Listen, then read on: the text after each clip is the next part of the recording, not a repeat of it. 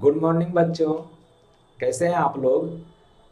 YouTube channel Rakesh physics classes में आपका स्वागत है। और मैं जो आज जिस टॉपिक पर चर्चा करने जा रहा हूं उसका हेडिंग मैंने यहाँ डाल दिया है, जो है behaviour of conductors in electrostatic fields. मतलब स्थिर विद्युत क्षेत्र में चालकों का व्यवहार कैसे होता है। जब आप चालक को किसी विद्युत क्षेत्र में रखते हैं तो उनका व्यवहार कैसे होता है, उसके बारे में आज हम चर्चा करेंगे। तो जो सबसे पहला है कि जब आप किसी विद्युत क्षेत्र में किसी चालक को रखते हैं तो उस चालक के अंदर, सरफेस के अंदर विद्युत क्षेत्र का मान शून्य हो जाता है। वो कैसे होता है, तो सबसे पहला बिहेवियर जो है वो है विद्युत क्षेत्र में या स्थिर विद्युत क्षेत्र लिख लीजिए। इलेक्ट्रोस्टैटिक फील्ड है तो स्थिर विद्युत क्षेत्र में स्थित या रखे गए चालकों के पृष्ठ के अंदर विद्युत क्षेत्र का मान शून्य होता है। विद्युत क्षेत्र का मान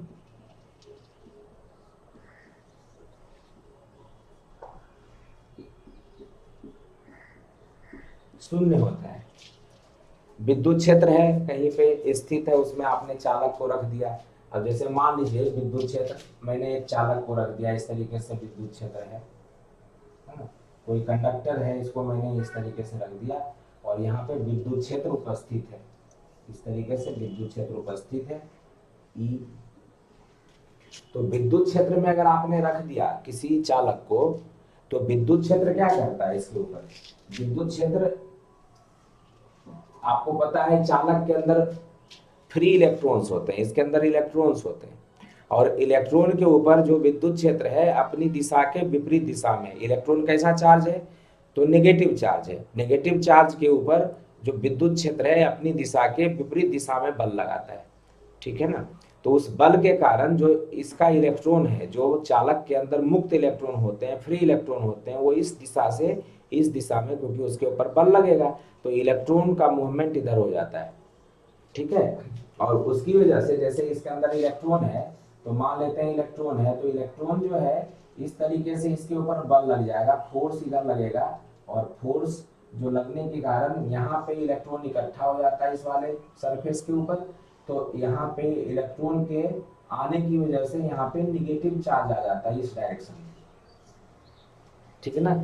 और इधर इलेक्ट्रॉन इधर से इधर चला जाता है, इसलिए इधर इलेक्ट्रॉन की कमी हो जाती है तो ये वाला सरफेस धन आवेशित हो जाता है और वो वाला सरफेस ऋण आवेशित हो जाता है, क्योंकि उधर इलेक्ट्रॉन इकट्ठा हो जाता है जबकि इधर इलेक्ट्रॉन की कमी हो जाती है।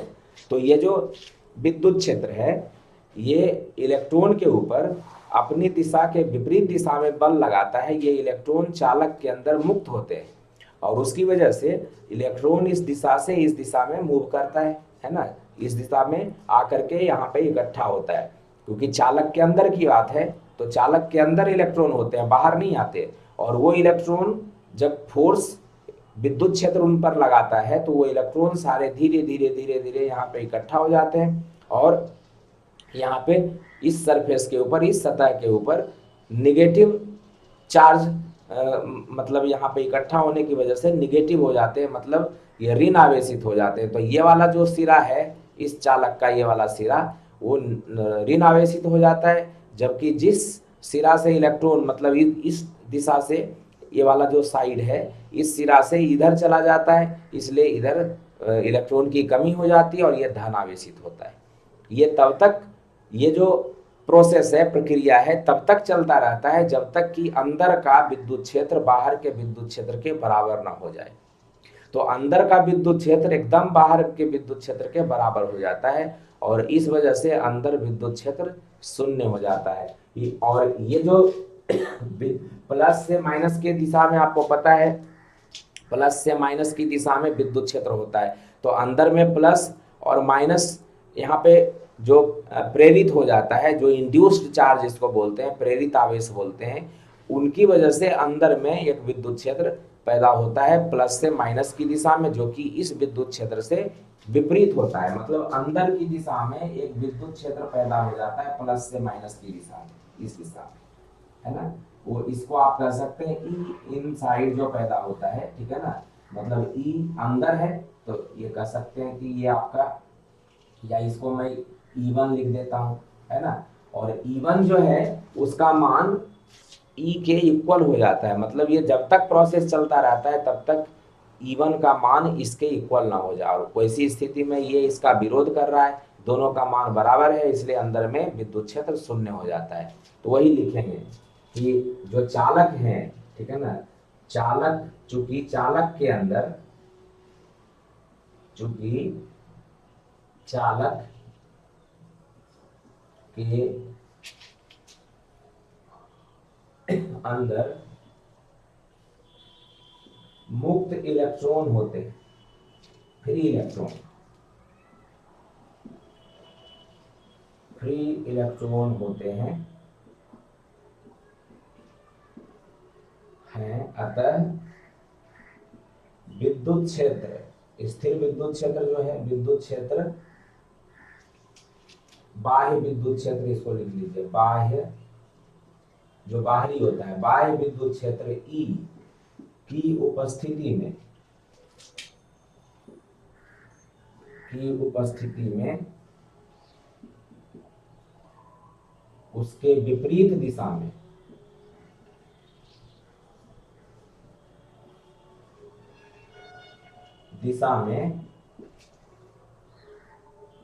उन पर बल कार्य करता है, या उन पे बल कार्य करता है, या बल प्रभावी होता है, बल लगता है, जैसे विपरीत दिशा में उन पर बल लगता है, कार्यशील होता है, ठीक है ना, या क्रियाशील होता है, बल लगता है, ठीक है ना, जिसका मान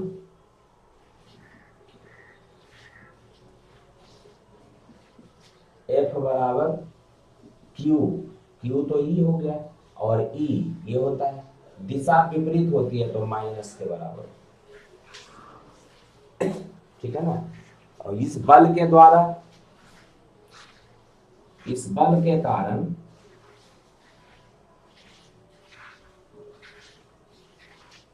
इलेक्ट्रॉन, मुक्त इलेक्ट्रॉन, फ्री इलेक्ट्रॉन जिसको बोलते हैं आप,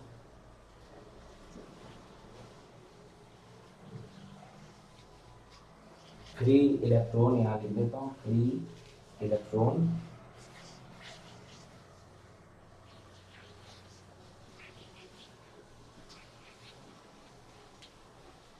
फ्री, इस बल के कारण मुक्त इलेक्ट्रॉन चालक के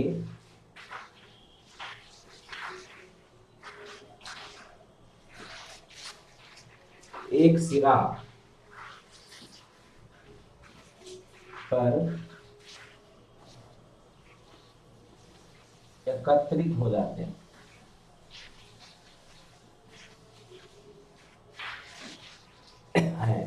जबकि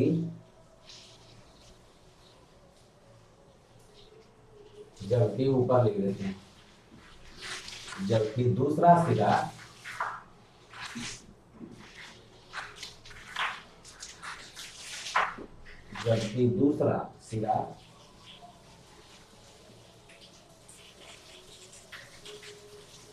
इलेक्ट्रॉन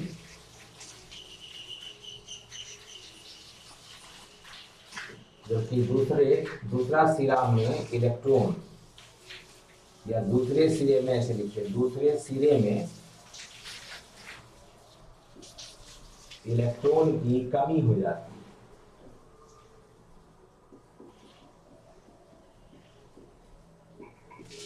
जबकि दूसरे सिरे में इलेक्ट्रॉन की कमी हो जाती है। कारण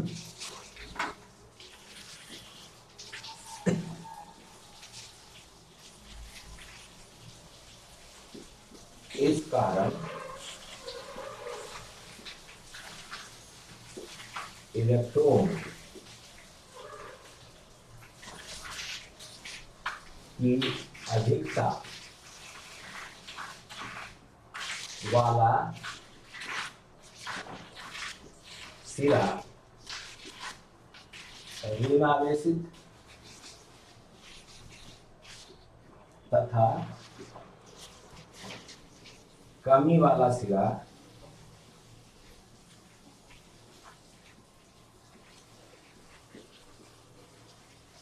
धन आवेशित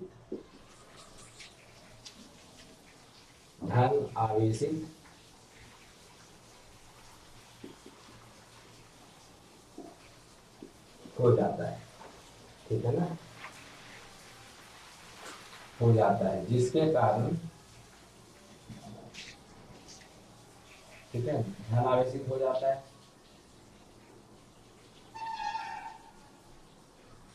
फलस्वरूप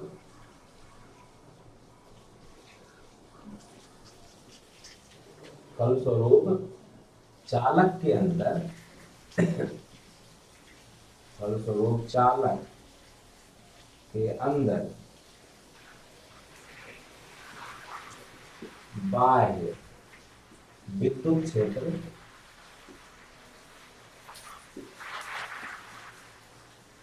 की विपरीत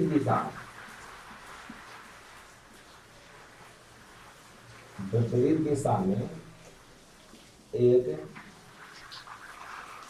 विद्युत क्षेत्र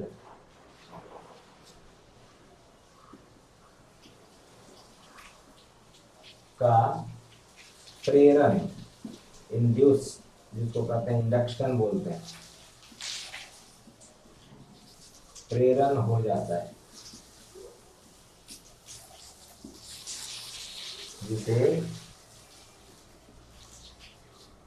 प्रेरित विद्युत क्षेत्र कहा जाता है। जिसे प्रेरित विद्युत क्षेत्र, इंड्यूस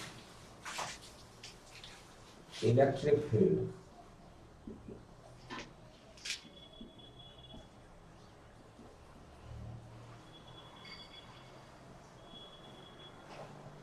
कहा जाता है।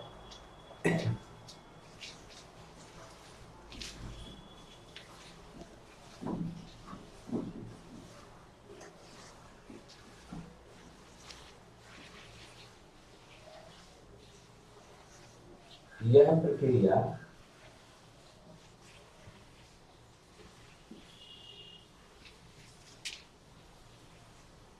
तब तक चलती रहती है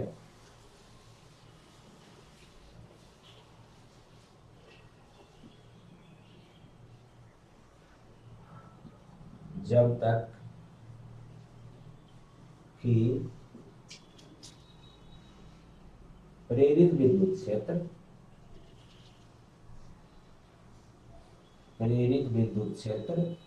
E1, प्रेरित विद्युत क्षेत्र E1 बाह्य विद्युत क्षेत्र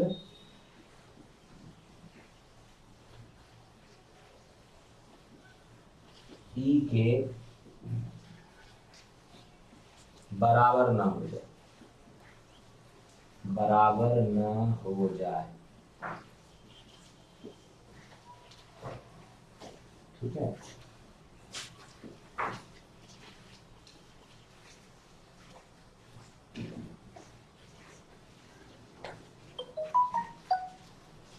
बराबर ना हो जाए और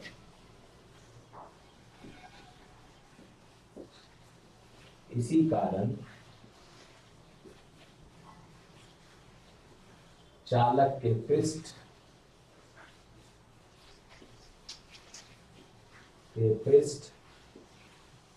के अंदर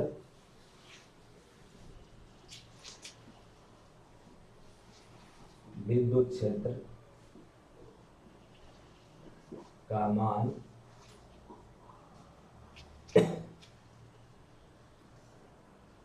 शून्य हो जाता है।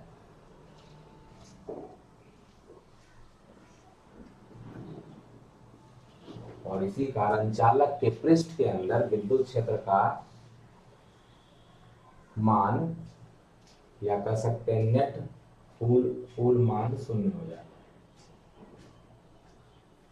कुल मान शून्य हो जाता है। ठीक है, ई जो है ये E1 के इक्वल होता है, लेकिन दोनों क्या है, विपरीत दिशा में है। तो ये वाला विद्युत क्षेत्र इसका विरोध करता है और उसकी वजह से ये विद्युत क्षेत्र और ये विद्युत क्षेत्र दोनों मिलकर के एक दूसरे को कैंसिल कर देता है। क्योंकि मैंने कहा कि जितना विद्युत क्षेत्र इधर से इधर होता है E1, उतना ही विद्युत क्षेत्र इधर से इधर पैदा हो जाता है और उसकी वजह से इसको ये शून्य कर देता है। तो विद्युत क्षेत्र का मान शून्य हो जाता है किसी भी चालक के अंदर। ठीक है ना, ये ध्यान रखिएगा। कल आपको मैंने इसके पहले वाले वीडियो में एक गोलीय खोल के बारे में बताया था, तो उसमें मैंने कहा था कि गोलीय खोल के सतह के ऊपर आवेश होता है, उसके अंदर आवेश नहीं होता, क्योंकि विद्युत क्षेत्र का मान शून्य होता है। तो इससे पता चल रहा है, वही वाला चीज अभी बताया मैंने कि जो किसी भी चालक है उसके अंदर विद्युत क्षेत्र का मान शून्य क्यों होता है, क्योंकि उसके अंदर जो इलेक्ट्रॉन है वो विद्युत क्षेत्र की विपरीत दिशा में इकट्ठा हो जाता है और जिधर से इकट्ठा होता है उधर इलेक्ट्रॉन की कमी हो जाती है, वहां पे उसकी वजह से धन आवेशित हो जाता है कमी की वजह से, और अधिकता की वजह से ऋण आवेशित हो जाता है। इलेक्ट्रॉन का ऐसा वितरण होता है, उसकी वजह से प्लस से माइनस की दिशा में एक विद्युत क्षेत्र पैदा होता है। विद्युत क्षेत्र हमेशा धन आवेश से ऋण आवेश की दिशा में होती है। तो ये धन आवेश से ऋण आवेश की दिशा में विद्युत क्षेत्र पैदा हो गया, उसके अंदर में है ना, चालक के अंदर में ये जो मान है ये तब तक, कहने का मतलब इलेक्ट्रॉन यहाँ से यहाँ तब तक जाता रहता है जब तक ये विद्युत क्षेत्र इसके बराबर ना हो जाए। और वैसी स्थिति में जब जैसे ही दोनों विद्युत क्षेत्र बराबर होता है तो यहाँ पे विद्युत क्षेत्र का मान शून्य हो जाता है। तो चालक के अंदर विद्युत क्षेत्र का मान शून्य हो जाता है, कुल विद्युत क्षेत्र का मान शून्य होता है, क्योंकि अंदर का जो विद्युत क्षेत्र जो प्रेरण से पैदा होता है वो बाहर के विद्युत क्षेत्र के बराबर हो जाता है।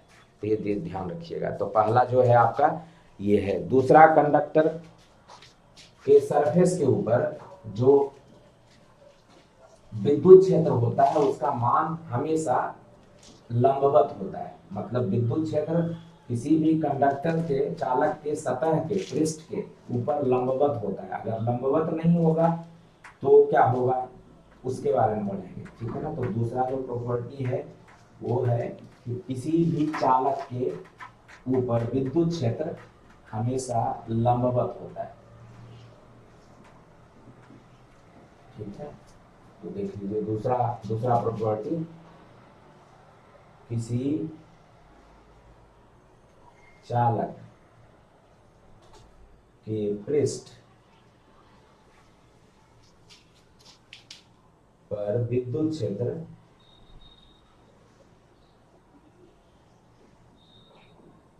हमेशा लंबवत होती है,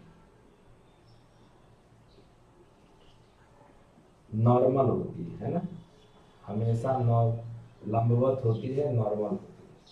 ठीक है ना।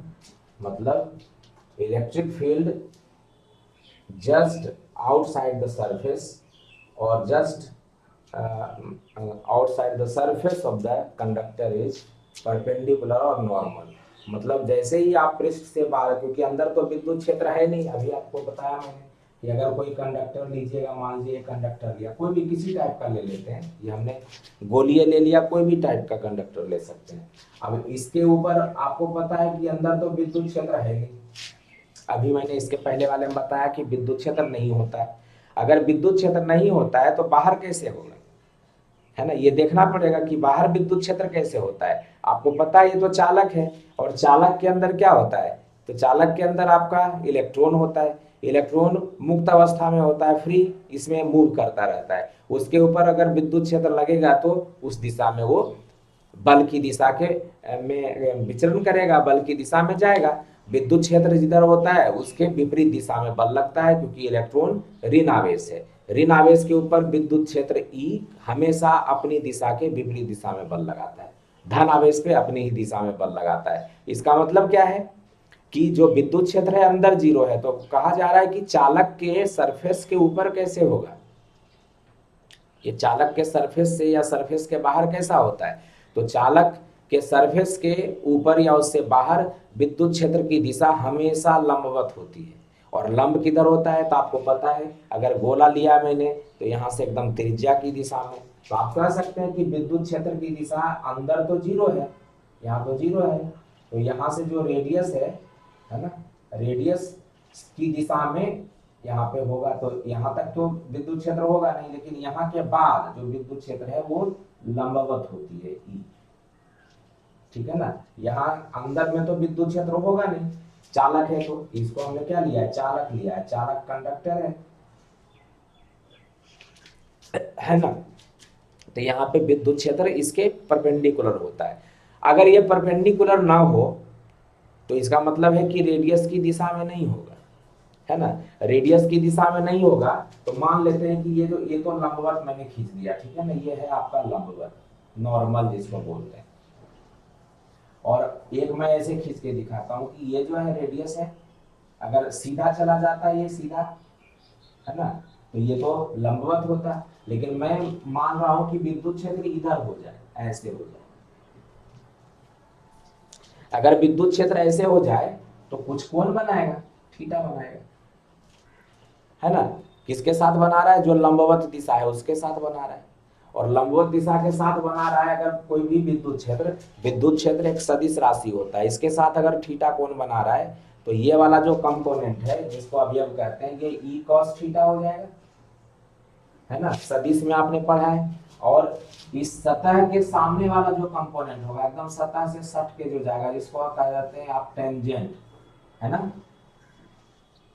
टेंजेंट कह सकते हैं कि जो सट के जाएगा वो वाला जो कंपोनेंट होगा वो ई साइन थीटा होगा,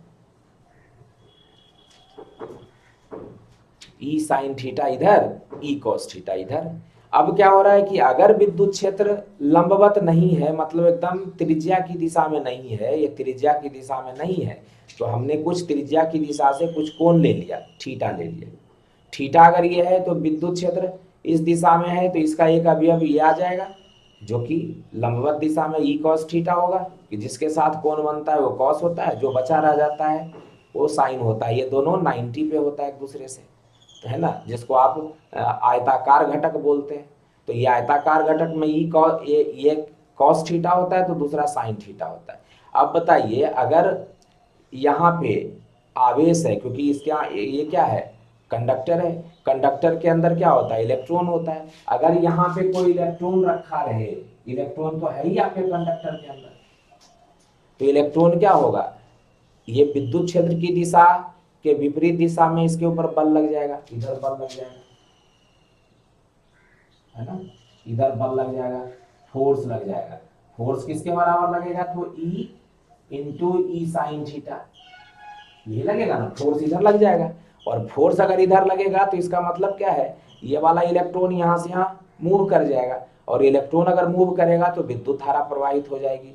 विद्युत धारा प्रवाहित हो ही नहीं सकती, क्योंकि हम क्या पढ़ रहे हैं, स्टैटिक चार्ज पढ़ रहे हैं, इलेक्ट्रोस्टैट पढ़ रहे हैं, मतलब जो आवेश है वो स्थिर अवस्था में है, इसका मतलब विद्युत धारा यहाँ प्रवाहित नहीं हो सकती।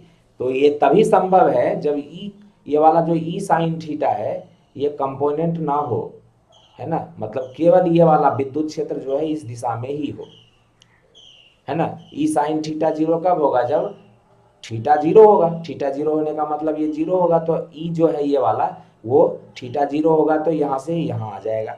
थीटा जीरो होने का मतलब है ये थीटा खत्म हो जाना, तो ये ई जो है ये घटता घटता जीरो के डायरेक्शन में ऐसे आ जाएगा। इसका मतलब ये है कि विद्युत क्षेत्र जो है वो चालक के लंबवत ही होता है, हमेशा ध्यान रखना है कि विद्युत क्षेत्र सरफेस के ऊपर एकदम लंबवत होता है, ठीक है ना। कोई भी किसी भी तरह का चालक बना लीजिए, उसके ऊपर विद्युत क्षेत्र हमेशा लंबवत होता है। चालक होना चाहिए, कंडक्टर होना चाहिए, ठीक है ना, जो करंट का कंडक्शन करता है या जिसके अंदर फ्री इलेक्ट्रॉन्स होते हैं बहुत ज़्यादा मात्रा में, उसको हम चालक बोलते हैं। अल्युमिनियम है, आपका कॉपर है, सिल्वर है ना, चांदी जिसको बोलते हैं आप, या कॉपर तांबा है, ये सारे का सारे बहुत अच्छे कंडक्टर्स होते हैं। तो क्या लिखेंगे इसमें कि जो विद्युत क्षेत्र है वो चालक के ऊपर अगर लंबवत नहीं होगा तो उसका एक अवयव उसके स्पर्श पृष्ठ के दिशा में स्पर्श करता हुआ एक अवयव होगा, उसके उस अवयव की वजह से इलेक्ट्रॉन के ऊपर बल लगेगा, और बल लगने से इलेक्ट्रॉन क्या करेगा, गति करेगा, और गति करने से विद्युत धारा प्रवाहित होगी, जो कि स्थिर अवस्था में चार्ज अगर है तो उसमें संभव नहीं है, और इस कारण जो विद्युत क्षेत्र होता है सरफेस के हमेशा लंबवत होता है। तो लिखेंगे यहाँ पे, यदि विद्युत क्षेत्र चालक के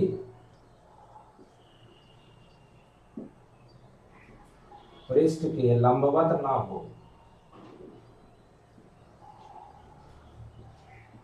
हो, तो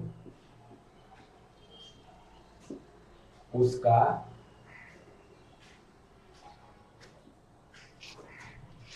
ना हो, और ऐसे लिख लेते हैं, और ना होकर उसके साथ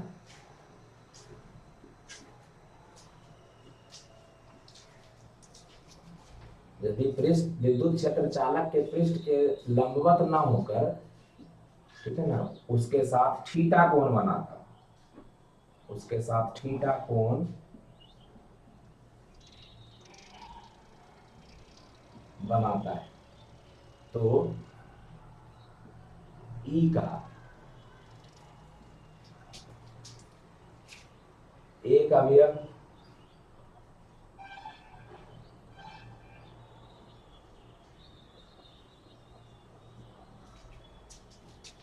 ई कॉस थीटा लंबवत दिशा में, तथा दूसरा अवयव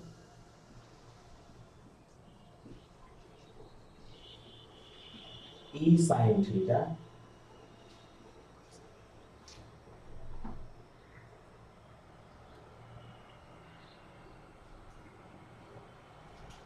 पृष्ठ तल पर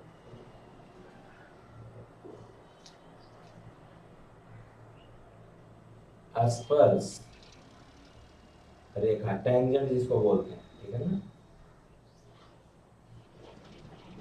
की दिशा में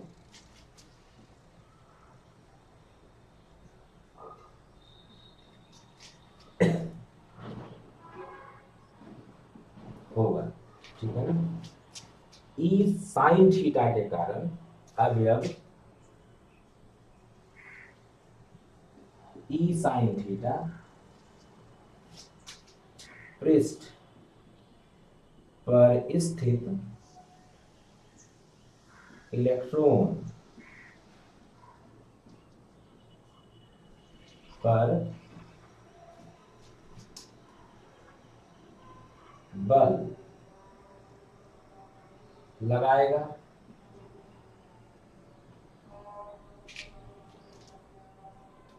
जिसका मान होगा F is equal to E sine theta, ठीक है ना। फिर से कह सकते हैं कि ई जो है जिधर ई साइन थीटा का दिशा जिधर है उसके विपरीत दिशा में होगा, है ना। ये ई साइन थीटा जिधर होगा उसके विपरीत दिशा में होगा। ई साइन थीटा इधर है तो फोर्स नीचे लगेगा, ये ध्यान रखना है ना। तो विपरीत दिशा में जिसका मान होगा, इस बल के कारण, इस बल के कारण इलेक्ट्रॉन, शॉर्ट में लिख देता हूं, इलेक्ट्रॉन में गति उत्पन्न होगी,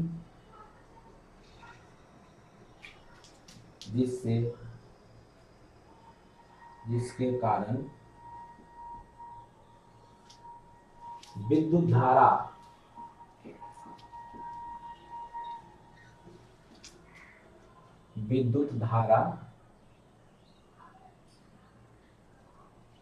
प्रवाहित होगी, क्योंकि इलेक्ट्रॉन कैसा है, आवेश है। आवेश का अगर गति होता है, आवेश में गति होता है तो विद्युत धारा प्रवाहित होती है, जिसके कारण विद्युत धारा प्रवाहित होगी, जो